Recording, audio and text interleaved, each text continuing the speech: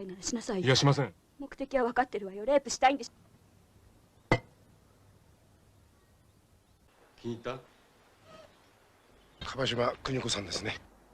Halo seluruh, itu tadi adalah beberapa cuplikan film Perfect Education. Film yang dirilis pada tahun 1999 ini menceritakan seorang pria yang menculik seorang gadis untuk dijadikan pasangan hidupnya dan melatihnya supaya gadis itu bisa mencintainya. Tokoh utama dalam film ini adalah Iwazono dan Kuniko, yang masing-masing diperankan oleh Naoto Takenaka dan Hijiri Kojima. Film bermula saat Kuniko yang seorang gadis SMA sedang jogging di pinggir lapangan. Lalu tiba-tiba seseorang menangkapnya dan membawanya dengan mobil. Dia adalah Iwazono. Dia membawa Kuniko ke tempat tinggalnya yang berupa kos-kosan. Kuniko yang habis dibius terbangun dan berteriak minta tolong. Iwazono yang berada di dekatnya langsung menutup mulutnya supaya tidak ada yang mendengar. Dia lalu memberikan Kuniko baju tidur dan meminta maaf karena sudah menculiknya. Kuniko terus memohon untuk melepaskan borgolnya dan ingin pulang. Karena terlalu banyak bicara, Kuniko jadi haus dan meminta minum. Iwazono mengatakan padanya kalau dia tidak akan memperkosanya di sana. Dia bercerita tentang masa lalunya yang dulunya dia adalah seorang pengusaha dan mencintai seorang wanita. Tapi wanita itu sudah bertunangan. Wanita itu bekerja di perusahaannya, lalu suatu hari dia memperkosa wanita itu. Tunangannya lantas mendatanginya dan memukulnya.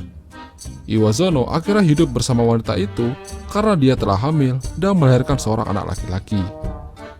Kehidupan Iwazono semakin terpuruk karena dia bangkrut dan wanita itu pergi meninggalkannya bersama anaknya. Dia hanya menginginkan cinta yang sempurna dari Kuniko dengan melatihnya. Esoknya, Iwazono bersiap untuk berangkat kerja. Dia melayani Kuniko dengan baik, dengan menyuruhnya mandi dan membuatkan sarapan. Dia memberitahukan pada Kuniko tetangga kamarnya di sana yang beraneka ragam. Ada anak kuliahan yang hobi nonton bokep, ada berita panggilan, ada petugas kebersihan, salesman, dan ibu kos. Setelah selesai sarapan, Kuniko diborgol kembali dan diikat. Sementara itu, Iwazono pergi bekerja. Dia akan kembali saat makan siang. Iwazono juga berprofesi sebagai salesman. Saat tiba di kantor, dia cepat-cepat mengambil barang dagangan dan membelikan makan siang untuk Kuniko. Dia membelikan sushi yang juga kesukaan Kuniko. Kuniko dengan lahapnya memakan makanan yang dibelikan Iwazono. Setelah selesai makan, lagi-lagi dia diborgol. Iwazono pamit untuk kembali ke kantor. Tapi sepertinya dia tidak ke sana. Dia pergi ke seberang jalan menuju pabrik yang ada di sana. Sampai di sana, dia mempersiapkan kameranya dan mengintai Kuniko dari jauh. Dia mengintai Kuniko jika sewaktu-waktu dia akan kabur dari tempatnya. Saat malam, Iwazono kembali dengan membawa makanan berupa belut goreng. Tapi Kuniko tidak suka itu. Dia meminta untuk dibelikan makanan KFC dan McD. Iwazono dengan cepat bergegas membelikan permintaan Kuniko. Kuniko tidak menyangka kalau Iwazono membelikan semua makanan yang ia minta. Saat sedang bersantai, Kuniko meminta Iwazono untuk menciumnya dan enak-enak dengannya.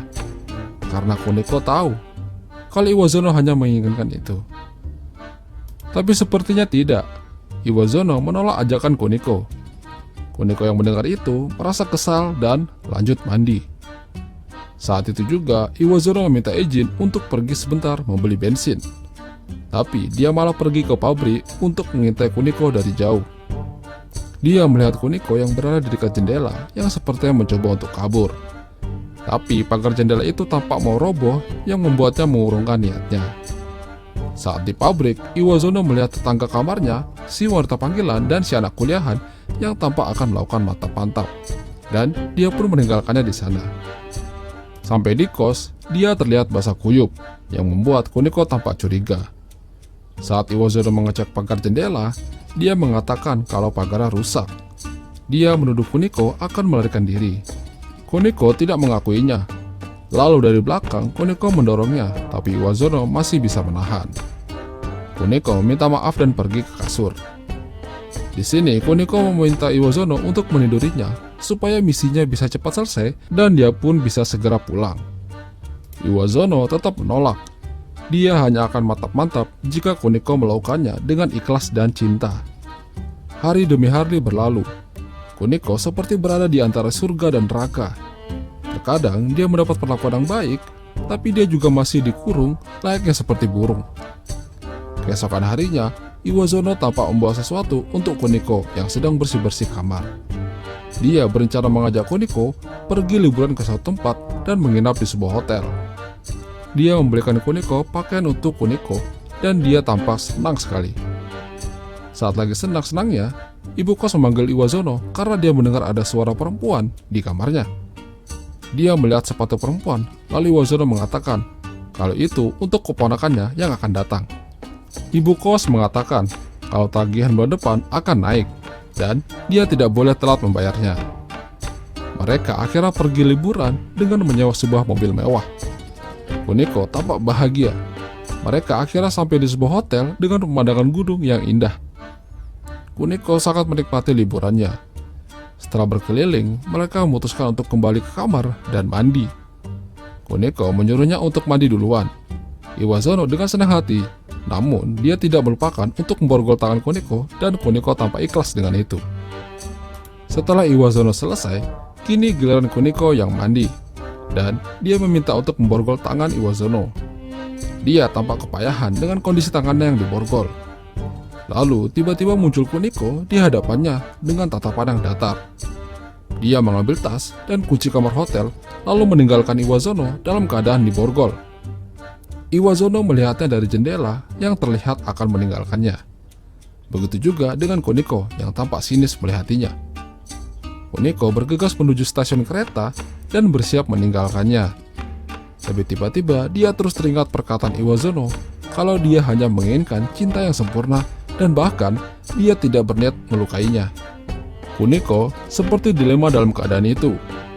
Kereta pun sudah di depan mata, dan akhirnya dia kembali ke Iwazono dan membuka borgolnya. Mereka akhirnya kembali ke kos. Sampai di sana, para penghuni kos melihat mereka tampak seperti sepasang kekasih dan tidak percaya kalau itu adalah keponakannya. Saat tiba di kamar, mereka langsung berciuman dan akhirnya mantap-mantap. Keesokan harinya, Iwazono tampak tidak mood bekerja. Dia digodain sama karyawan di sana, namun dia cepat-cepat untuk pulang membelikan makanan untuk Kuniko. Sampai di kos, tampak Kuniko seperti orang yang linglung dan kebingungan. Tapi saat Iwazono menciumnya, Kuniko langsung gercep dan mantap-mantap di siang bolong. Si anak kuliahan mendengar sesuatu di kamar Iwazono. Dia menempelkan telinganya ke dinding untuk mencari tahu. Hari-hari kehidupan Iwazono dipenuhi dengan permantap-mantapan. Saat kembali dari kantor pun, Kuniko langsung menyambarnya untuk enak-enak. Karena terlalu berisik, si anak kuliahan sampai tidak bisa tidur dibuatnya. Permantapan terus terjadi dimanapun. Di kamar mandi pun tetap digasak. Sampai Iwazono tidak sadar kalau air dari kamar mandi menetes ke bawah dan mengenai penghuni kos lainnya. Akhirnya, Iwazono mendapat protes dari ibu kos dan penghuni kos lainnya. Ibu kos memaksa masuk dan melihat kondisi kamarnya. Tapi dia tidak menemukan perempuan di sana. Setelah ibu kos pergi, Kuniko keluar dari persembunyiannya dan lanjut permantapan. Si anak kuliahan juga protes dengan ibu kos untuk mengusir Iwazono dari situ karena dia terlalu ribut dan tidak bisa belajar. Suatu hari, Kuniko pergi untuk berbelanja dan Iwazono bekerja. Si anak kuliahan itu diam-diam mengikuti Kuniko sampai ke supermarket. Lalu dia melihat berita di TV kalau seorang gadis SMA telah diculik 2 bulan yang lalu, yang ciri-cirinya mirip dengan Kuniko. Dan siapapun yang bisa menemukannya akan mendapatkan imbalan berupa uang tunai. Sepertinya si anak kuliahan tidak sendirian. Seseorang juga mengikuti Kuniko yang sepertinya seorang polisi. Orang itu tampak menelpon seseorang tentang keberadaan Kuniko, dan si anak kuliahan sibuk mencari telepon untuk menghubungi polisi tentang keberadaan Kuniko demi uang. Bahkan dia sampai melapor ke kantor polisi. Tapi sayangnya seorang polisi lebih dulu menemukannya. Polisi itu akhirnya mendekati Kuniko dan membawanya ke kantor polisi. Lalu si polisi mendatangi Iwazono di kosannya dan menangkapnya karena kasus penculikan anak di bawah umur. Kuniko bersaksi di hadapan polisi kalau dia hidup bahagia dengan Iwazono. Tapi sebaliknya, Iwazono mengakui semua perbuatannya.